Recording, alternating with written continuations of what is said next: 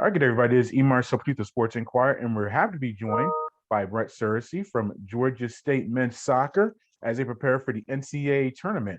Brett, thank you for joining us. Congratulations on that bid, and how does it feel to be a NCAA tournament program? Yeah, it's exciting, and thank you. Yeah, no, obviously it's to roll into the postseason, the NCAA tournament. It's definitely something that we strive for each and every year. So, to be able to be in the position is great, and now we're just trying to make the most of the opportunity.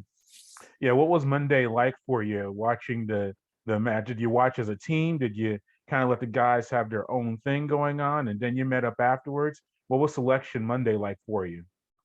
Yeah, well, unfortunately, most of our guys have class during the selection, so we had a few guys that came by the film room and we sat in and watched it, but um, most of the guys had class, big class period for us. So we weren't necessarily together as a group, but throughout the day, guys were rolling in for just some treatment and some regen. We had got home the night before at about 11 o'clock, so we gave the guys just the day to one see if the season was going to be extended, and two, just a little bit of rest and recouping. So yeah, so now here we are and trying to get ourselves ready for Thursday. Yeah, first tournament bid in the NCAA since 2018. You've come so close before over the past few years. A lot of conference championship games, including this past year, and we'll get to that in a moment. But what does that mean for the program to kind of knock that door down, especially for your seniors and your upperclassmen to find themselves in the NCAA tournament? Yeah, no, it's obviously big, and certainly it's heightened with the seniors just because they're rolling, to the last little bit of their careers collegiately. But as a program, like I said, it's something that we strive to do each year. I think we're at the level to be in the national tournament, and I think being at the level and getting there is sometimes two different things. So we're not taking it for granted, and like I said before, we want to try and make the most of the opportunity. And our program's never won an NCAA tournament game, so that's certainly something for us to go after as well too. Yeah, and then you just came off of the MAC tournament, as you mentioned. You got a win over Virginia, 1-0 in the semifinals. How big do you think that was for your at-large bid candidacy as far as getting into the tournament? Yeah, I think it was big. Obviously, West Virginia got a seed in the tournament, so to be able to go and get a win against them is probably the final little piece in terms of creating our at-large profile and resume. So yeah, I think it was really big. And they're a top team, and the MAC put 5 teams in the tournament, so you can obviously see that it's the top league as well too. So I would imagine a lot of that was factored in as well. And again, just grateful and humbled by the opportunity, and want to try and make the most of it. Yeah, and you did fall in a double overtime in the conference championship game to Northern Illinois. Just what about that contest? Being able, you stuck it out all the way to the end. You just pointed in the loss, I'm sure. But did that also just show, you think, the committee nationally and even yourselves that you can go to their field and compete with the nationally ranked team, and you're among the best teams in the country? Yeah, I felt like we did that throughout the year. Personally, obviously, I'm a little bit partial, but playing at Northern Illinois, the actual surface is really difficult. The wind, we played in snow, so the elements were tough, and it's tough for both teams, and certainly wouldn't take anything away from them. Northern Illinois is a really good team. I think very highly of their group, and think they'll make some noise in the NCAA tournament as well. But no, I mean, I think as a program and as a group, we pride ourselves on just trying to sort of push those outside elements away and grind for the task. And unfortunately, on Sunday it wasn't necessarily enough, but I think that will only fuel us more, and hopefully we can continue to battle and extend our season even further on Thursday. Yeah, one more regular season note before we get to Charlotte. Four of your members of your team were named all conference.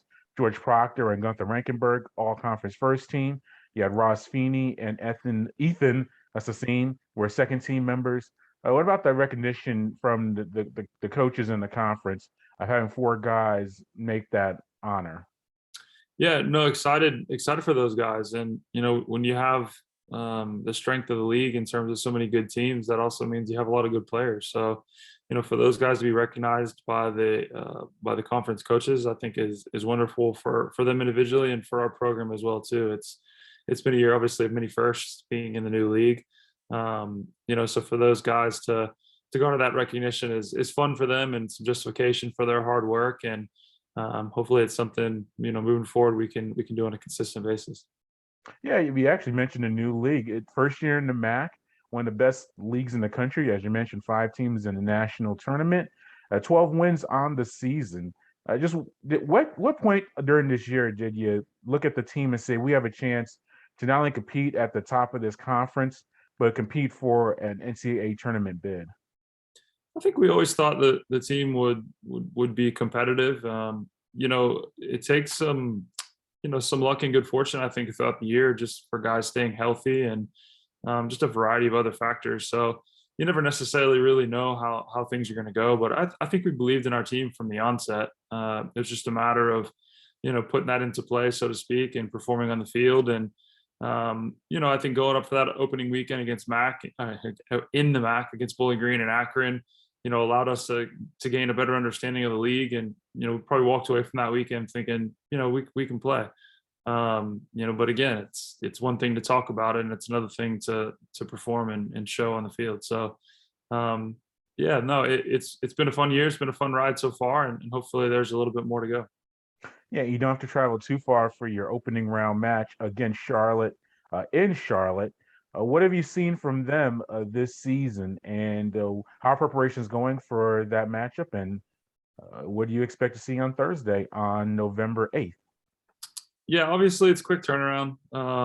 We just learned about them yesterday at 1 that they'd be our opponents, and so now we're frantically watching video and getting ourselves prepared to play against what will be a really good team. We're fortunate in the sense that we've played them a few times over the last couple of years, and their coaches stayed the same, and they've got a really strong philosophy in terms of how they go about the game. So we have a pretty good idea of an understanding of who they are, and continuing to narrow that down in terms of this year's group. But listen, at this point, if you're if you're still alive, you're a really good team. So we anticipate having to play well, and we know that they'll be an excellent group and that plays really well at home. So it'll be a challenge, but it'll be exciting. It'll be fun to take it on.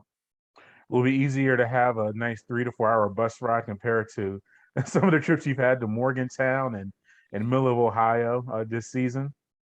Yeah, it's yes. Short answer, yes. It'll be nice to play such a high level game close to home as well too. It makes things a lot easier from a travel perspective, and that is certainly welcomed at this point, seeing as we just spent whatever it was 5 days in a hotel in Illinois. So it'll be nice to be a little bit closer. Yeah. And just lastly, what about the seniors? I just spoke with George Proctor. His interview will be up later. I've spoken to a lot of your upperclassmen, even some of your graduate students. What about those guys and just what they've gone through over the past 2 seasons, the pandemic year, last year, making it through the conference finals, and their last year in the Sun Belt, losing that championship game under interesting circumstances at that contest. But the rebound this year, with new conference, all of the changes, and find themselves in this position. What about those upperclassmen for your team? Yeah, I just think it speaks to the character of them as people and human beings. I mean, obviously we can sit here and talk about their strengths on the field and their abilities and their talents, but I think at the end of the day, you hit the nail on the head. Was there's been a lot of things outside of soccer that have really affected daily life, with the pandemic and all the knock-on effects of that. So, for these guys to put themselves in a position to be in the national tournament just speaks volumes about them as people and again, human beings. And I think they're great role models for our younger kids in the program, and for them to look and see how they conduct themselves on a daily basis, even in the toughest of times is remarkable. And I think it's something that will certainly push our program forward for years to come. So can't say enough, great things about those guys and what they've done for our program. And, again, even for us from the coaching staff personally, it's a really great group of guys. Well, Brad, thank you for your time. We greatly appreciate it. Hopefully we'll talk in the next few days after a nice run in the tournament. That would be great. All right. Thanks, Brad. Thank you very much.